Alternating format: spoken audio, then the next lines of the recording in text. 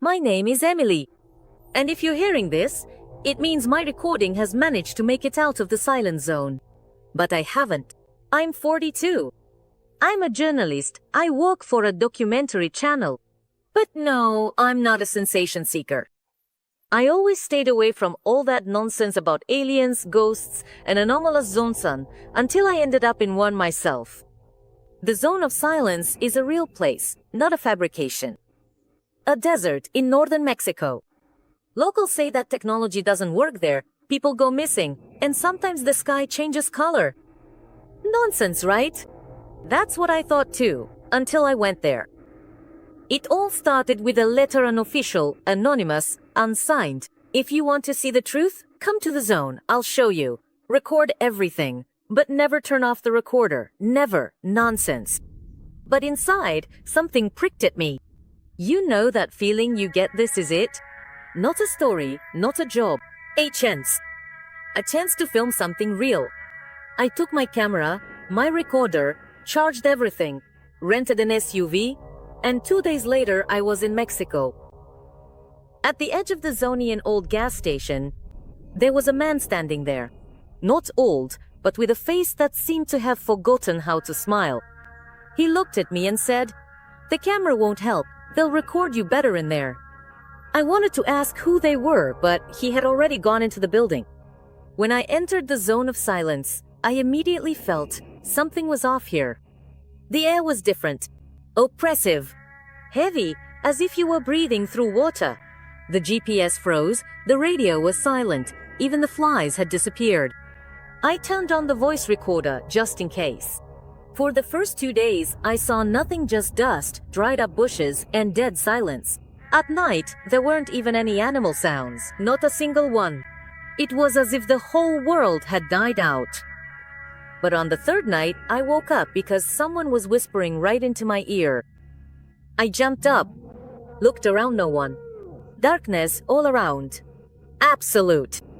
I grabbed the recorder and started recording. And I heard my name. "Emily, can you hear us?" The voice was quiet, childlike, but not natural. Too even, too clear. I don't know how to explain it. It sounded as if it had been synthesized. As if a computer was trying to imitate human emotions.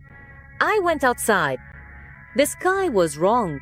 It was pulsing, shifting shades from blue to green, as if someone backstage was sliding filters around. I started to hear sounds. Inhuman ones, like the screech of metal and children's laughter coming from somewhere deep within. At the same time, I recorded all of it. But in the morning, there were no files on either the camera or the recorder. Empty, as if I hadn't done anything at all. On the 5th day, I met her. An elderly woman in a black headscarf was just standing in the middle of the road, as if she was waiting. "You are not the first," she said, looking right through me. "But maybe you'll be the last." "The last what?" "The last one to get out." She handed me a bundle. Inside was an old dusty map. There were crosses marked on it. 5. What is this?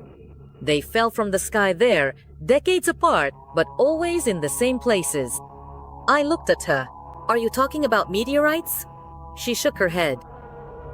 They were never stones. On the 6th day, I went to one of those crosses. On the map, it was called Sombra Shadow. I don't know what I expected, but it certainly wasn't for the ground to move.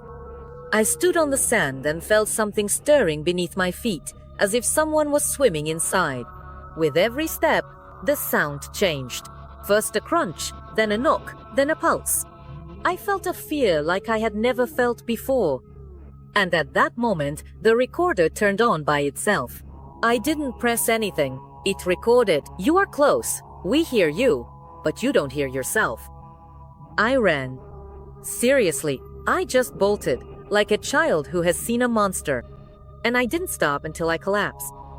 When I came to, it was already dark, but I wasn't alone. There were lights on the horizon. Not just dots. They were tall, narrow, glowing figures. They weren't walking, they were gliding. And with every step, they got closer. I crawled back to the car.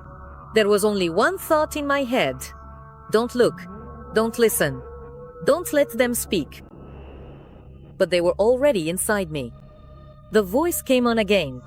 You came on your own. We didn't call you, but since you're here, we will reveal ourselves. Everything in my head was tearing apart. I didn't know what was real and what was a dream. But what I remember for sure is that everything became absolutely quiet. Even my heart seemed to stop beating. I looked up at the sky and it split open.